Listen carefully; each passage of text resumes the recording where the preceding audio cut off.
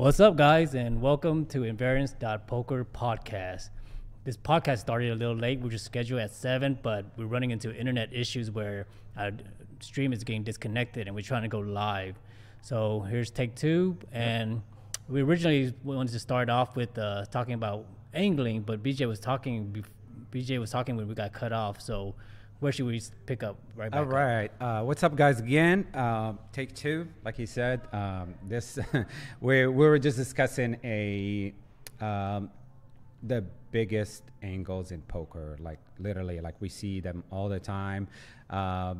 We see something different, every day at the table. Like if you're playing this for 10 hours a day, you might go days where everything is normal, and then you get this string of days where, like, what is going on? Like, the floor is being called, and the floor, too, are put in situations where, they get in situations where they really don't know. Mm-hmm. And as a floor, I really feel like even if you don't know how to rule in a situation, just act like you do. Just say, like, not hey, that easy. This is what it's going to be, and this is it, and just walk away. Act like you really know what you're talking about, right? Yeah, well, so we were talking about angling, right? Where I was, before we talked about it, I said a lot of times angling is very subjective, like a lot, because the person who thought they got angled most of the time is the losing person. So they're very emotional, and they start to pick up a lot of these, actions or tells that kind of ruffles them, and they think it's some kind of angle shooting. Whereas if you just kind of take a step back and analyze the whole situation, maybe the person as well as the action, maybe he was just doing something dumb and just trying to be funny, but it looked like angle shooting. So we will break down some angles and see if these are real angles or these are just silly actions. Right. So in my cases, the way where I saw angling was winning players actually that get angled. Okay. So situations, let's just repeat that situation where I was here a couple nights ago. So I showed up here to do a podcast, mm-hmm. and for some reason we had some technical difficulties, and we ended up, calling it a night. I go up, play 1-2. I sit down. There's this guy that showed up at the table, flashing money. He had like 10,000 in his pocket. And he just wants to buy it 900 and go dark. And of course, people at the table are, making money off of him left and right. So they're catering to him. He's doing some stuff where he's buying it 500 at a time, keeping 300 on top mm-hmm. of the side of the table where, on the rail, and putting in 100 in the middle and stuff like that. And that's not something that you want to see, because there was hands where he put that money and he started counting on top of the table, and he could actually add that to the money. So we were in a situation where he says, well, let's just change this to PLO.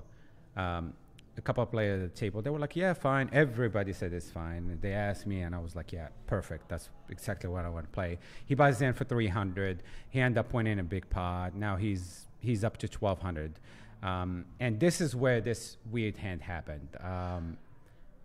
It was like 125 pre-flop or something like that, and he bets 175 on the flop. I called, and he bets 450 on the turn, and I called, and on the river, like a flush got there on the river, and straight and a flush got there on the river, and he checks it to me. So of course I bet, like, I grabbed a bunch of chips, black chips. I put them on the table. He think for a little bit, and he mucks his hand.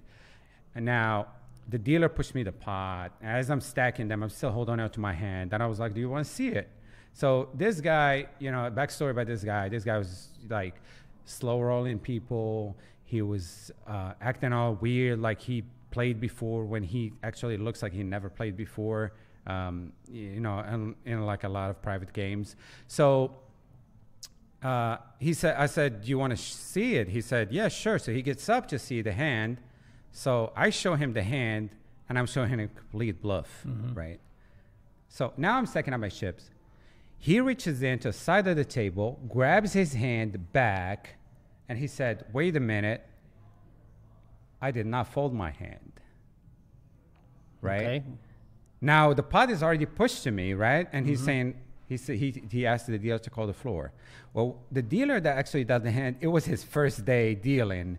So he is, he's a little bit, he doesn't know, maybe like kill the hand as soon as the player fold, just kill the hand first before you do anything. So, but the cards were like literally, touching, thrown into the muck, just not grabbed. Right. It just wasn't grabbed. Okay. So now I'm in that situation where I'm like, okay, so, the floor was called. He said, no, I did not muck the hand. I was like, please just let the dealer explain.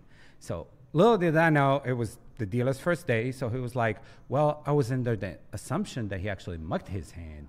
So he didn't just say like, hey, he actually mucked his hand. He, you could tell like physically that he actually threw his hand to the muck.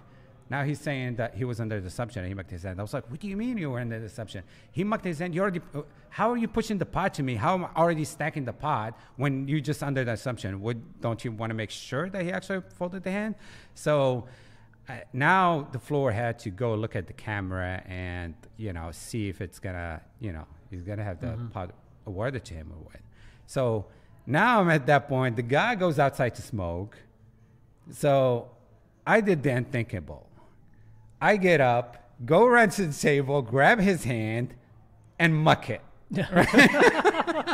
just to make just to make the situation even worse, I did that. Why did I do it? I have no clue. I felt like, this guy just like pulling the biggest angle. And then my thought process was like, it doesn't matter what he got, right? Because I'm technically like showing him a bluff. So whatever he's gonna show, is going to beat me. So if they're going to come back and they rule it, the hand is not dead, then of course he's going to put the chips at the table and win. So I don't care what he got, regardless.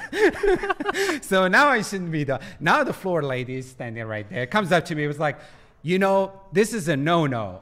You're going to get banned from this place if you do this again. I was like, well, I know this is the first time I've ever done it. I don't know what happened. This whole situation could have been avoided if just like the cards were mucked. Now we're just sitting there waiting for the floor decision. It's taking them 20 minutes to review the camera. They don't know what they're doing. I mean, it's like, I don't think they've ever been in a situation like this. They can't. There's no situation like this. It's hard to make a ruling there. Right. So I felt like it was 50-50. I mean, for a second, I was like, oh my God, I think there's a chance that I might win. I may lose all these chips in this pot. I'm going to have to put backhand like the 1,200 or whatever is in the pot, 1,300. That whatever ends the pot. They can't, because there's no declared winner. Well, how is there's no declared winner? I mean, they only have to rule in your favor. Well, because your hands are... Well, technically, if they ruled that the hand is not dead, now I killed it. Now he gets the pot regardless, right? Mm-hmm. Well, I read this one situation where it was almost like that. And listen to this, though. Yeah. My reasoning was... Well, he already abandoned his hand. He's not at the table. So his hand is dead. So that was my reasoning. That's what I came up with. I can't believe you actually did that. It was funny because somebody they told a story that it happened like that, where there was a player, he made a bet, and then another player, he sits there and tanks forever or whatever, slow rolling, and then somehow where he showed his hand, and this guy obviously had a winning hand, but he sits there and slow rolled and everything, and then talked to this guy, you want to call it ever? So that kid just took his hand and threw in the muck.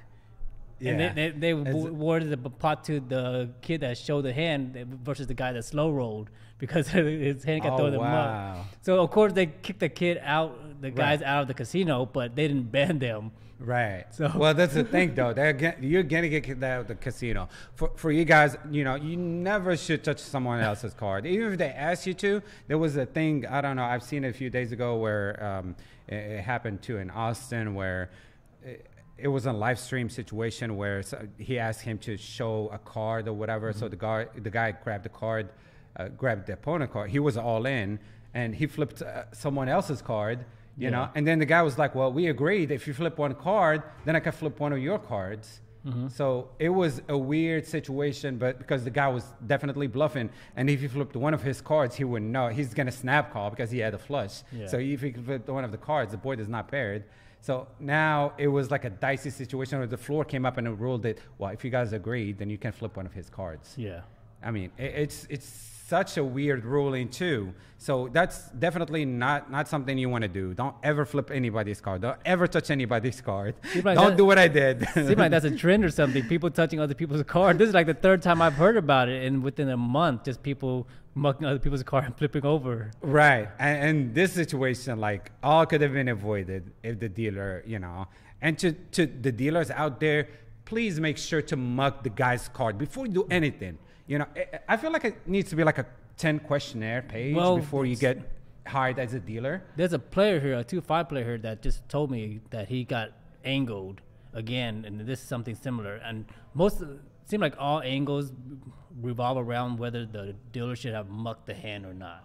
So this player, he basically said it went to the river and he made a big bet. Right. And then the other guy, the player, he sits there and tanks, then shows his hand like a pair of like fourth pair of a pocket pair, and then of course I guess he just hold it around, wagging around, and thinking it's gonna be fold. So the other player like, okay, he just grabs the chips back, thinking, and then nobody say anything. Then he just mucked his hand, and then the guy wagging his card go, no, I call. Oh my God. So then, and this guy, the one that just got folded his hand, is a regular. Right. So it seemed like, but he already showed his hand. The losing player, the one that's in position to supposed to call, right, was showing his losing hand. But the other guy did not show his hand. No, he thought the other guy was gonna fold already, just showing the hand where he's gonna fold. Right. And then somehow I guess he made it so believing that the guy just mucked his own hand and grabbed the chips back first. And he said he grabbed the chips back first and then mucked his hand, thinking that the guy wasn't going to call. That's really crazy. Because I mean, I've seen a situation where like this, somebody goes all in on the river, and the other guy grabs 3 white chips, which is $1 chips, and throw them in the middle, right? Yes. The other guy turns over his hand, and he was like, "Whoa. That was a tip for a dealer. I'm just pre-tipping the dealer just for the time that I'm taking." So now it's like, what do you do in a situation like that? Because if you throw in a chips, that's technically a call. If you throw in 1 chip across the line from most places, that's a call. So how would you rule that as a floor? I mean, there's no right ruling, because I see it done a lot of times, and I've actually heard somebody try to angle. Like somebody told me they tried to use that as an angle to get the other guys to show his cards by, flipping that tip chip first. Exactly. Yeah. Man, it does happen a lot, and I was like, why would you even pre-tip? I mean, if you gotta actually, because you feel like the dealer is wasting or they are taking a lot of time to think about the decision, at least throw that $3 chip after the hand. There is no reason for you to throw it like that and then not say anything. There right? is some way. So some people do this consistently. I watch them. They're like, it's not an angle where they know they're behind. Right. So they grab the chips, tip the dealer first. Yeah, and then put the rest of the money in, knowing that these chips are, if they lose, they're gonna have to tip the dealer and get it stacked anyway. So, right. So which is not their chips technically. I mean, I have like a strange feeling about this, because technically, except it's because it's a 2-5 game. So the whites don't play. Right. So then, of course, those chips is going to be pushed back to them, so they tip it. Now, the 1-2 game, I don't play it enough to watch people do this. I don't see people, pre-tipping before they're calling all in. Right. Because those... I've seen it to where they tip black, actually, before they grab like a bunch of green, and because they felt like they were going to lose the hand regardless. So they might as well just give like 3 greens to the dealer instead of the player. And I never like stand in the dealer's way and getting tipped. I mean, if you want to tip them, like whatever you want to tip them, that's fine. Right. But to take away from another player's money, because technically, if you win, now you don't care about the 75 anyway. You win a huge pot. But for the player that actually called your all in or actually shoved all in, now you're taking from him $75, which I feel like it's not fair. In that situation, I think the money shouldn't be going to the tipping, because that money is still in play in that hand. Like, you cannot take it out of play and give it to the dealer. Right. So I think that's a black and white ruling. That should be easy to rule. the hardest ruling, like we said, the example, the guy, pre-mucking his cards, and Right. then you throwing other people's cards into the muck. No, I mean that was like Yeah. a special situation. I never ever touched people's cards. I mean, it's like it should never be happening. But the guy technically left to smoke. I mean, you go outside, you pull your hand out of the muck, and you go outside to smoke, and you think we're just gonna be sitting there waiting on you to show up. And I just felt like, you know what? I should just muck his hand. Yeah, He abandoned his hand already. So if you go by technicality, yeah, but there's so many technicalities that you could just extrapolate from poker to justify anything.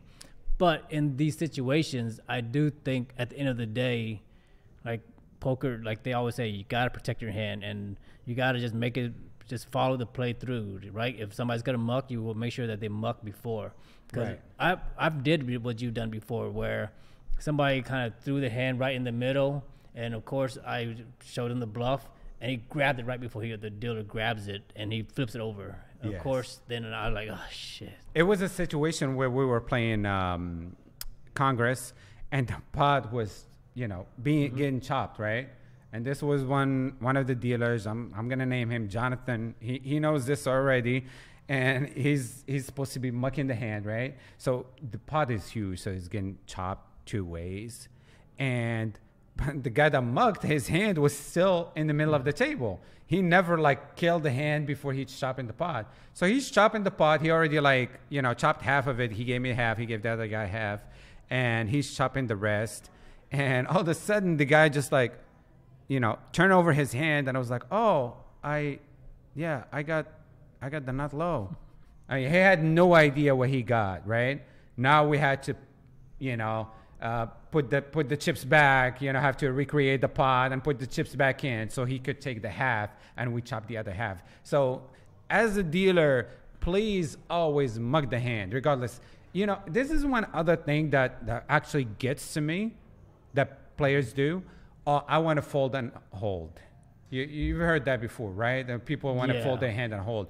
Why in the world would you want to hold your hand? I mean, I don't care what you fold. No one else at the table cares about what you're going to fold. Please just muck it. I mean, unless I understand if you're playing side bet, where I've seen it to where they were playing black and white, red or black, or a situation where, it's a bomb pot, but you just want to play one half and they're bidding big.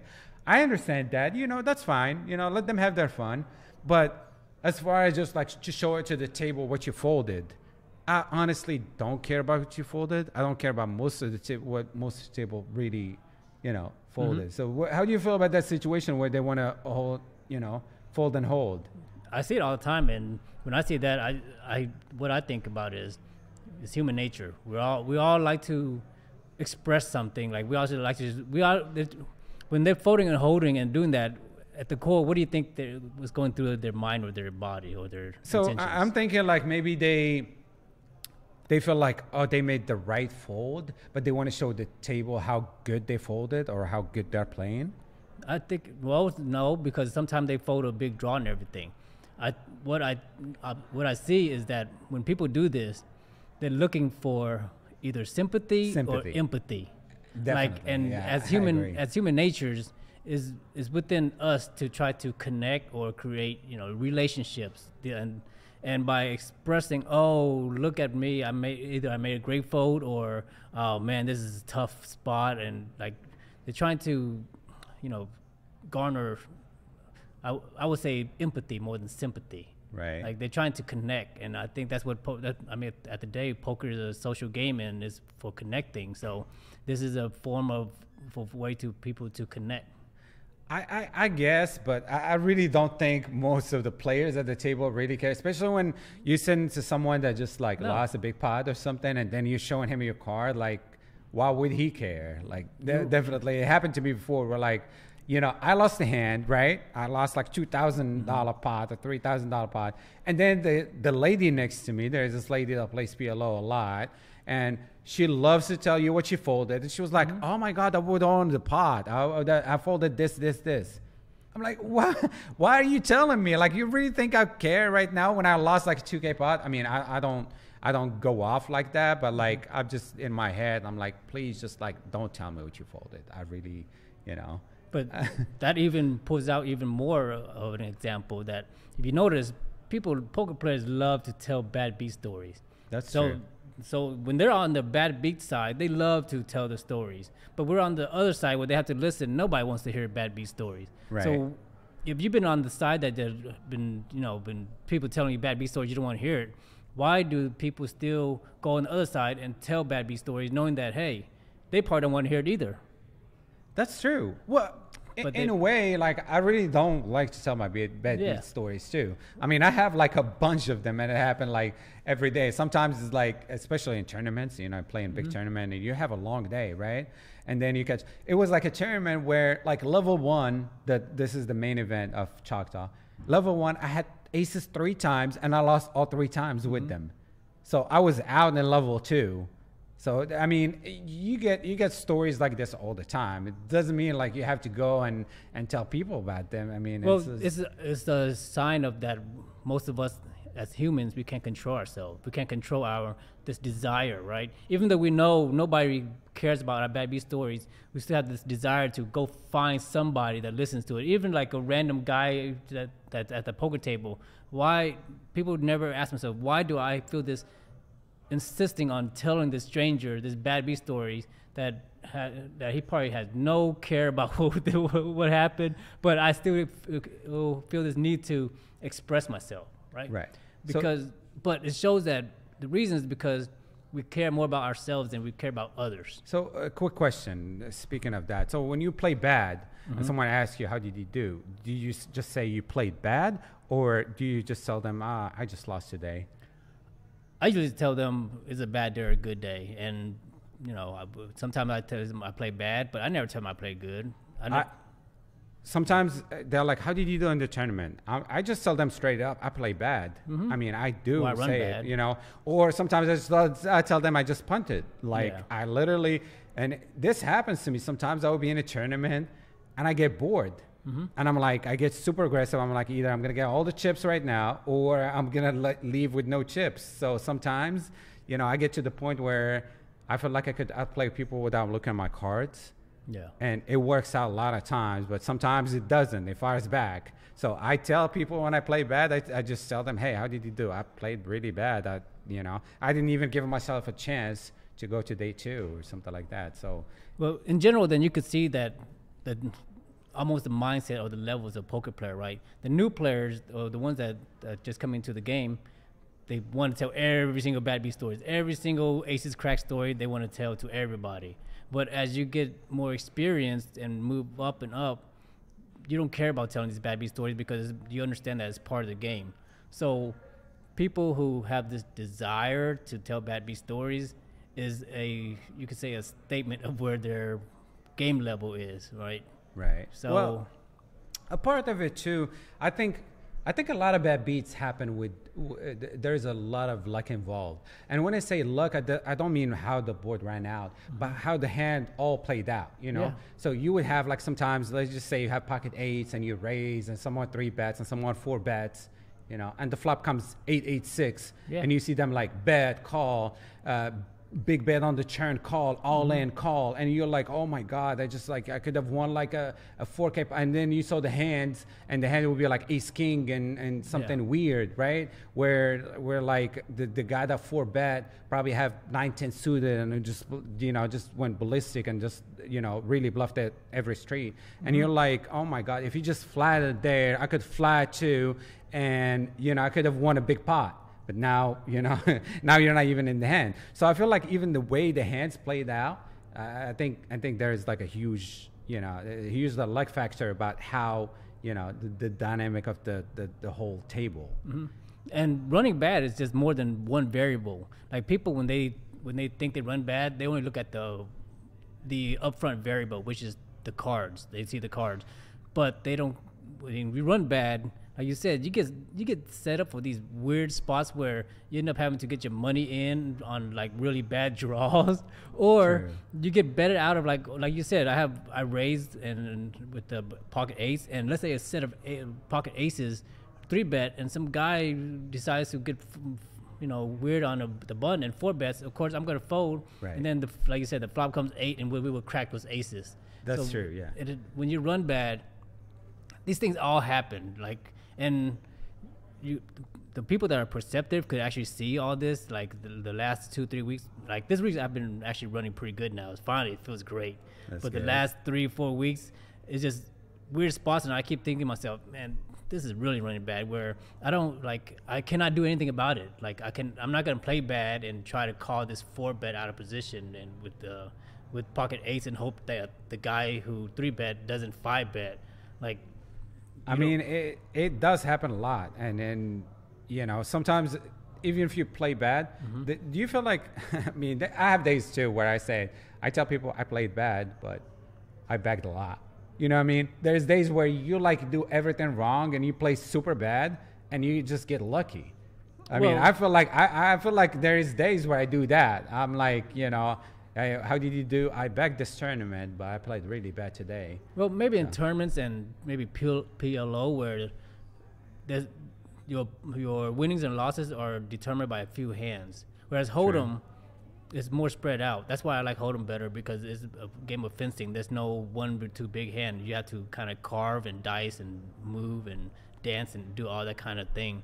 So when you play bad, it is over multiple hands, not just one hand. Whereas PLO, okay, I played bad. I got it in on a really bad draw and I suck out and I won a big pot and never got an opportunity to play another hand. Whereas Hold'em, you're constantly playing, small pot hands, and you have to execute and make those plays correctly. So if you play bad in Hold'em, you're not gonna not necessarily. I think it's still I mean, we're talking about tournament. I'm talking about tournament specifically. Yeah. There's a tournament like lately where I felt like I really played bad, but sometimes against the same person, you can get so lucky against the same person. There's people at the table where you're like, he got my number, right? Where like no matter what you do, no matter what hand you got, they're gonna get there.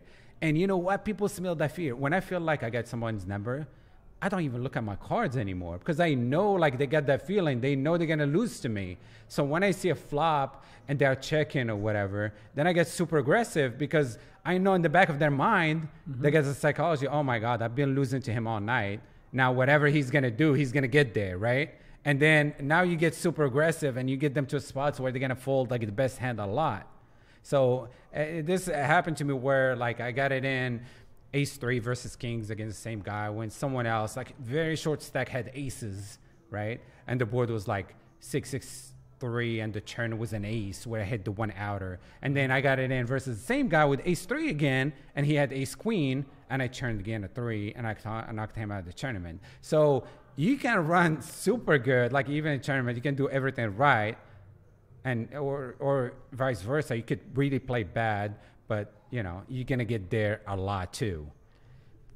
I had a conversation with somebody about something like this, where do you take every hand as in isolation of an event by itself, or do you tend to kind of like group them together like an ebb and flow? So this is what you backrat people do this a lot, right? They try to pick up trends or 3 in a row, and we go against a trend. Where other people say, no, every hand is independent and mathematically separate from each other. There's no correlation or probability between any one hand or two. Well, I mean, even with the market too, like you see like people that doing their this analysis and stuff like that, and they look for trends and they look for the market lately has been like super weird, where you can see a trend and you're like, oh, this is gonna go up from here or something like that, and then it just reversed back down. I mean, like even with crypto now, with Bitcoin and stuff like that, people, they will tell you all these lines where, this is where it's going to go from here, but it just reversed right back up. Well, so what I want to pull out on this trend flow is that, do you play based on your heater and like I'm running good, so I'm going to widen my range. I'm going to start calling loose. I'm going to play my draws more aggressively, and when I'm running bad, I'm gonna pull back and be more conservative, because I'm probably not gonna hit my draws? Or do you go just pure math? this play is what I have to make every single time. I definitely like go by Matt lately. I mean, it's like if there is a play that I usually make, even if I'm like, you know what, I'm gonna make this play and I'm gonna bust out this tournament, I'm okay with it because I'm okay with bluffing it off. I did it many times in a tournament where. Well, let's refer to cash game because even cash game, yeah. Like so, cash game, even when you're running bad, you would still take the same lines that you would. Let's say you should. I mean, but most people don't because it kind of applies to your psyche too, especially if your bankroll, right? If your bankroll is a little lower than most people, you're not going to take those lines over and over again. You're not going to bluff it all off, thinking that. Well, let's eliminate bankroll as the variable. The only thing we're talking about is, do you feel there is something of a ebb and flow that, hey, if I could notice these ebb and flows where, hey, I'm on a downswing, I should pull back, play, less aggressive, so that. For me, it's the opposite. Because if I'm in downswing, I have to get it back. How am I going to get it back if I play less hands and get tighter? That's what most people do, though. Well, but especially in PLO. In Hold'em is a little bit different because Hold'em, when you go to that downswing, especially when you lose like 2-3 buy-in a day, it's still in a session, but you already down 2-3 buy-ins. It's so hard to get it back, especially if you put in that 2 or 3 buy-ins that you bought in the first 2 times. You put them all on the table, and there's that risk you're gonna get stacked with the other 3 buy-ins. So now you're stuck 6 buy-ins in a game, which you would never get back and hold them. Well, of course, people do the opposite of what you should do. When they're running bad, they start playing more, and they open up their range and gamble more. Right. And then they play longer sessions. When they're running good, that's a huge mistake. Well, everybody do that. And then when they're running good, they're I'm gonna, just sit back and chill for a little bit. I'm just this hand here. I'm not gonna push my edge. I'm just gonna maybe call instead of semi bluffing. Right. So those players, of course, they do the opposite of what you should do. But the core question still is, do you believe that we could play by ebb and flow, or just I really don't believe in that. I honestly don't, because there's days when you're running good and you just want to keep on pushing it, but eventually someone else is going to come sit down at the table and they're running better than you, and that running good is going to stop eventually, right? Eventually, it's going to stop. But at what point do you change your style? Like either you're gonna be consistent. It's what you're doing, or you're definitely gonna, and you said, let's eliminate bankroll.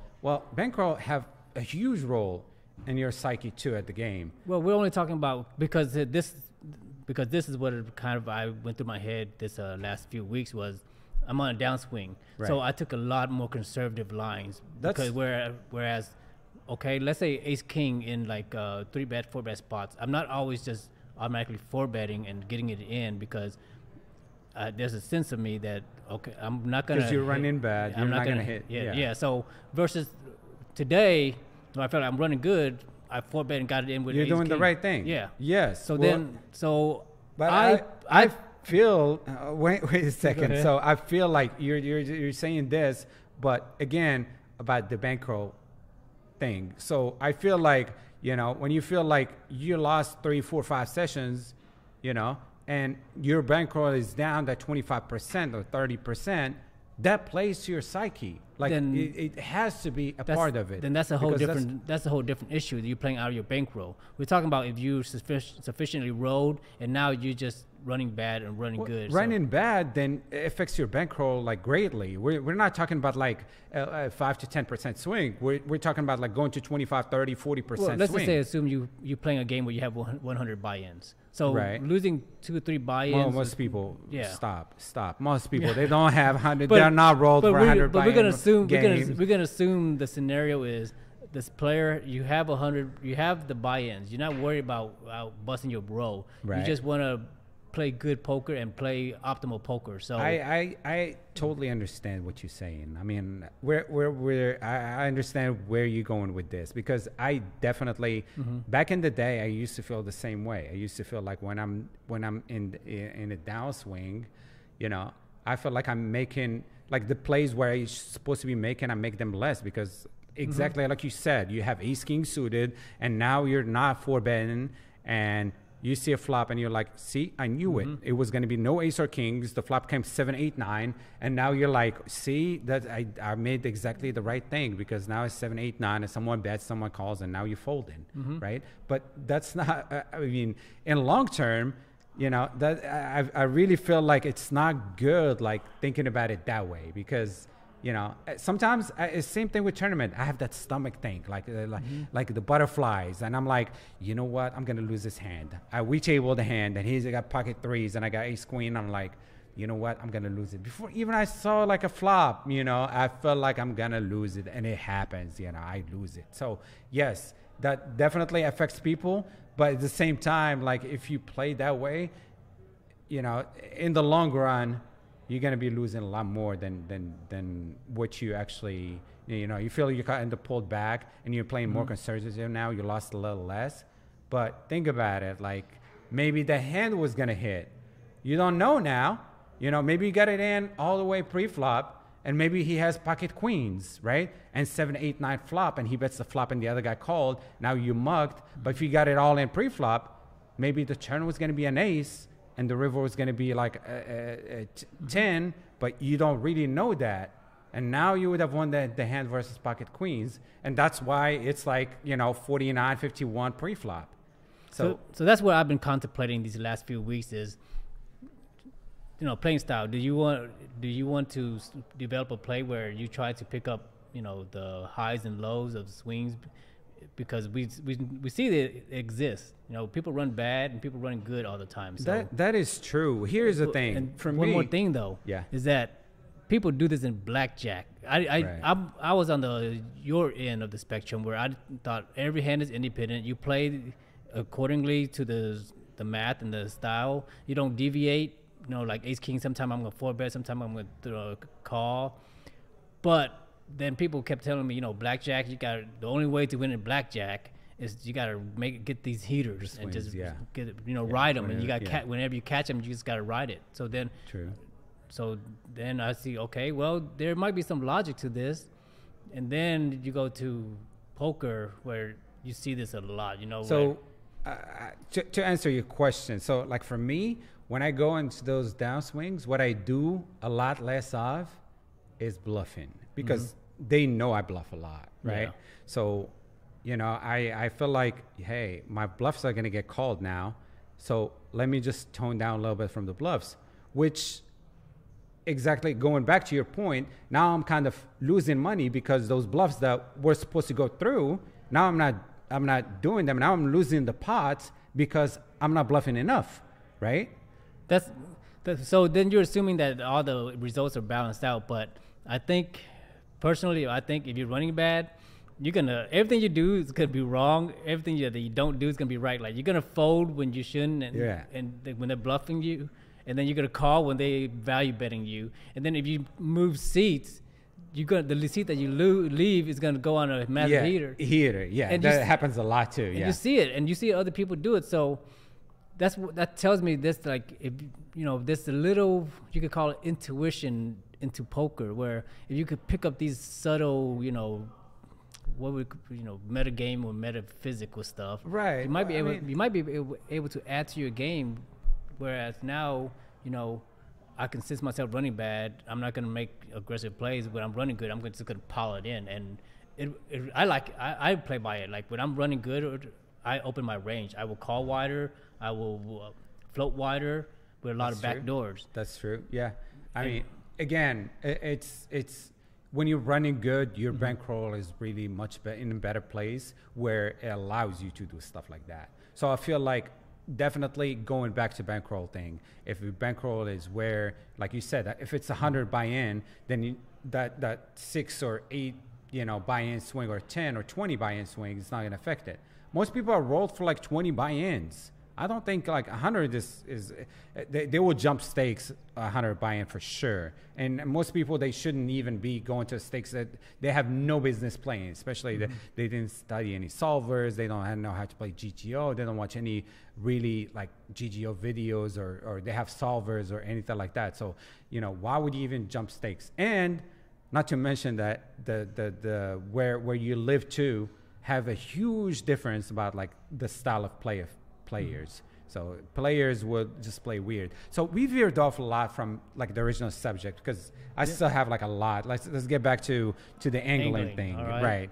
So one thing I want to bring up another example about angling. This happened to me before. So I go all in on the river, and it was an Asian guy in seat 9, and he said call. Right? He thought about it for a long time, and then he said call. And I looked at the dealer, and I was like, did he call? And she said yes.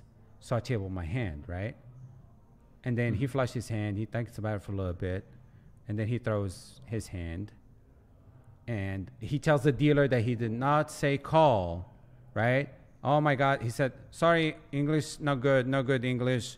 So now I'm in the situation where, like, you know, the dealer, I asked her, I said, you said he called, right? So I tabled my hand. I made sure to check with the dealer, right? So now they called the floor. Floor didn't know. They called another floor. So they check with the dealer. And this dealer, actually, I will tell you who that is because she works at TCH now and stuff like that. And she said, well, I'm not sure if he called or not. So now they came up to me and they say, well, you know what? We were unsure, so the guy did not call. When he's verbally said call. Now, whose fault is that? Because it cannot be my fault because I made sure. I looked up at the dealer. I was in seat 5. I looked at the dealer and said, did he call? And she said yes. So whose fault is this?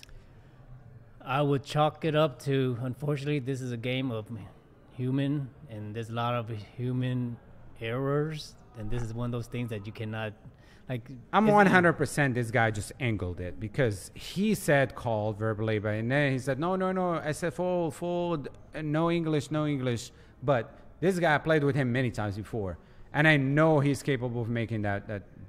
I mean, I don't doubt it, but I've seen it a lot of times, actually, where the guys didn't say call. He said what or or like something that says all or call, and that's why it's always have to always check with the dealer to make sure. So then it always boils down to the dealer has to be crisp and clean. So we know that already, because any time the dealer is not crisp in their actions, it leaves room for angling and exploiting.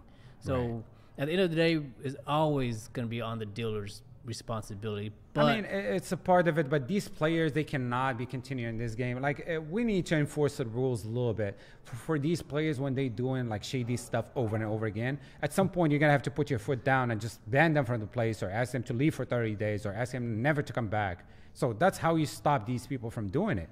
Otherwise, they're gonna keep on coming up with this weird angles. Now, since we spoke about angle, let's speak about the other side of it. The other side of it is slow rolling. And I know a few that do it just for fun. Courtney Johnson, he's like one of the funniest. I know you know him because he said he calls you Vietnamese Tommy and stuff like that. And he said to say hi. But he's one of those guys that love to slow roll. He gets so much enjoyment out of it. And he will do it every chance he gets, right? How do you feel about that? People that loves to slow roll. Man, honestly, I wish poker wasn't so serious so that we could have more fun slow rolling. I've never slow rolled anybody, but I would just like for one day to be able to slow roll somebody. But think about the pain of the people that just lost money, especially in the big pots now. Yeah, they're losing like 1,000, 1,500, and now you're putting them through that pain of like showing them one card at a time. Isn't that the point of playing a game, is to put each other through pain? But that's not fun to those people. Of course. I mean, they would rather see like a quick kill instead of, it's like you're trying to kill somebody, instead of shooting them, you decide to stab them like 50 times. Because it's become more of a business than it is. Like if I was playing with the home game with a bunch of friends, then slow rolling would be, hey, we slow roll each other all day. But I think like because poker, there's so much money involved now that, of course, slow rolling is not right. Right. And this is the guy that, I told you a couple of nights ago, the guy that I've had the same issue with. He every time he calls the floor to check which one should show first because he wants a slow roll every time. So here's another part of it. It's like you're making the game less fun for these people. They're going to get up and leave. And now you're trying to, kind of, rub it in. So then let's, this happens a lot where a game is just kind of cruising along, and then you have one like random splashy players come in, and they come in, and next thing you know, the entire game gravitates around that person, and whatever that person wants, it's like they get. Do you like that kind of game? Do you like it when that happens, or do you rather, So I'd rather keep the game smooth and flowing and just the way it was. It's so funny you brought this up because I was in a home game. I used to play this home game PLO where there is only like a certain nationality of players that play in that game. And it was around this guy who was like a multi-million-dollar guy who made a lot of money out of Google stocks back in the day and stuff like that. And you know what? He's superstitious, right? He does not want you to show the card to the next player next to you. If you do, he wants his money out of the pot. Even if you're showing your card to the guy next to you on the river, he will take his money out of the pot. The floor will come up and they will say, how much did you put in the pot? $900? Okay, we'll bring you $900. So technically the money will stay in the pot, but he will muck his hand and get his $900 back. So now you catering to that guy, but he loses a lot of money in that game every day. So you have to cater to these guys. Where else the money is going to come from? So you would cater to them and everything. You don't mind that kind of game? Unless they go crazy. Because it was spots where, like, he just meant to call, but he throw, like, 3 black chips, and then now he wants to take it back. I'll allow him to take it back because, he's the spot of the game. Why not? Yeah, well, I have a mixed feeling because most of the time I don't like a game like that where it gravitates towards one guy and now it's just 8 versus 1. Everybody just kind of attacking this one guy. No one's really not necessarily. I mean, he's enjoying his time. He's having fun. But if he makes one mistake, why would you? Well, in general, he didn't mean to make it. Well, in general, what happens is this aggressive player who's just sitting down and playing, like raising ridiculous pre-flop and just doing all the silly things. Right. What people do then they stop playing real poker and they start playing sniping poker. They're just gonna try to snipe him and try to get his stack. So if you play the home games, that's not true. I mean, most people that play in home games, it's a little bit different than a casino. Yes, in the general gaming environment, right? Like at the casino or at these card rooms, and what happens is the game gets really stale, and then once that guy either busts or leaves, the table breaks, and so I don't like it when a game just gravitates towards one player and then there's really no poker left and then it breaks afterwards. The problem is the game was going to be no good anyway. Why are you even sitting at that game in the first place if it's gravitating on? No, it's pretty good. Like most before of the time, the player sits down. Yeah, it's a smooth game. There's action. It's consistently, you could say it's a good game. It's not a great game. But then you have this like wild donkey that comes in and starts doing all these crazy things. But now people stop. Their ranges kind of like tighten up. Right. And they start trapping this guy more, and they start kind of like just trying to make a hand, basically make a hand and get paid. Yeah. And it gets boring when everybody's playing make a hand and get paid. Right. Well, again, it's like it's that type of game to start with. If you're playing against the players like that like bum hunting, just like trying to find that spot at the table, well, the game is not fun to start with. So, I mean, how else can you can approach it? Like, if you really want to make money in that game, I mean, you're definitely going after that spot. There's nothing else. Or usually, what I do is like trap those guys that are actually after that guy. That's who I go after. So when I know like he raises or somebody else raises, he limps, and then 2 players behind him just calling because they're trying to make a hand against him. That's when I squeeze big because I know like either the only person that I'm worried about is the first raiser, but the 2 people behind him, they cannot be trapping because now they're calling with 6-7 suited. They're calling with hands as bad as as like 8-10 offsuit, right? Because they're just trying to make a hand versus him. So I don't go after him, but I go after the other people that are trying to go after that guy. So like you go after the big fish, not the small one. He's the small fish in the game, but there is the bigger fish are the one like trying to eat him up. So that's who I go after. I don't go after that guy because, you know, at the end of the day, when he knows there's someone who's super aggressive at the table, they're going to fold more, you know, to me. So yeah, if we have players that start being aggressive and you know attacking other players that are attacking the weak player, then it makes for a fun game. Right. But most of the time, it doesn't like that. It's basically just basically 8 guys sitting around watching this one guy play, and it's always heads up, and that's the dynamic that I pretty much I don't like. And some people don't mind; they actually like it. They just don't mind. Hey, we don't mind this big guy coming here and just you know who hits the lottery. Right.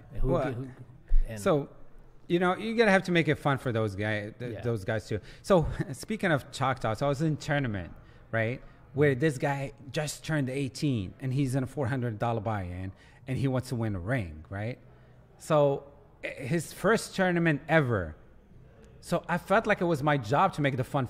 To make the game fun for him, right? Like you could see he's so nervous about putting chips in the pot but like raising and stuff like that, and he will like literally call a raise, and it will be like a small re-raise to him, and call, and it will get to him where he got like patas. He needs to call because if he called the first raise, he needs to call the second one, but he ended up folding. So I was in a spots where I'm like. I would tell him exactly what I had in the hand. So it would be like heads up, and I would see a flop, and I was like, I bet, and I tell him I'm gonna draw. You know, I mean, I'm like, you know, so it was a way that I'm like trying to make the game fun for him. At the same time, he's like, you can tell he's so nervous, and these people are after him, right? So you got these people that are like trying to bully him in a pod. It was like a pod where you know he's scared. He doesn't want to lose his chips. His dad is playing the main event, and he's just like playing this $400, and he's telling me that he wants to win the ring. So I felt so bad. I mean, I wanted the guy to cash. I didn't end up even cashing there, but I just felt like it was my responsibility to like at least talk to him, make the game a little fun for him, at least talk to other players. You know, it was a hand where I know this guy. He's very, very good player. He's just like shoved all in on him on like 5, 6, 7 flop, and I know what he's doing because he's just bluffing the guy. And I was like, David, stop, man, don't bluff the guy. I mean, I know you're trying to have fun. And so the whole table turned to like, you know, they're like, you know, helping this kid out, like navigate through the tournament. I'm giving him tips like, this is what you're not supposed to do. You're not supposed to limp under the gun. You're not supposed to, you know, you're supposed to 3-bet your good hand. So I'm like coaching him through the table. And most of the time, a lot of players will have a problem with it, you know. Luckily, the whole table was just fine with it because it's his first tournament. And I was like, I hope you're going to win the ring. When I busted, you know, I was like, I so hope you're going to win the ring. He didn't end up cashing. But, like, again, finding those spots at the table, like, you're not supposed to be going after them. You're supposed to make the game a little bit fun for them. So now in, like, bringing it up to slow roll, there's these guys, they do not want to be slow rolled. They don't want to get slow rolled. And there's, you know, like you're saying, that sort of enjoyment you get out of it. There is only one guy, GG. I love to slow roll that guy. I don't know why, but the best ever slow roll I've done was against him in a pot where he never thought I was going to win. But that's the thing. There is, like I said, Courtney, I've seen him many times doing the same thing, and he gets so much enjoyment out of it. I don't know. I'm kind of like torn in that situation where I feel like, you know what, he's having so much fun, so be it. At the same time, I'm like, you know what, the guy that he lost to or the lady he lost to is feeling so much pain that it's not fair, you know, to put them through that. It's just a game of poker. We should all enjoy ourselves. And now, all of a sudden, you know, you're putting them through that much pain. Well, we'll end it with that then, because poker, like you see, is it brings out the best and worst in us. That's true. And the people who tend to slow roll, or like you said, people who like to inflict pain on others in a subtle way. And this is when people do this is an example of the level of empathy, right? That's people true. People with slow roll probably don't have that high level of empathy. They don't care for the other person as much. Where people who don't slow roll, they're concerned for like you said, they're concerned for the enjoyment of the other players too. Right. So I think slow rolling is a sign of the level of empathy in a person. It is true. So I just want to say shout out to my brother Simo that is watching from Spain. All the guys that have been hitting us on the podcast. I really appreciate you guys watching, and you guys have a great night and have fun. Yeah, and thanks for listening, and don't forget to subscribe on our YouTube channel so that we can start doing live streaming on YouTube too. Sounds good. Peace.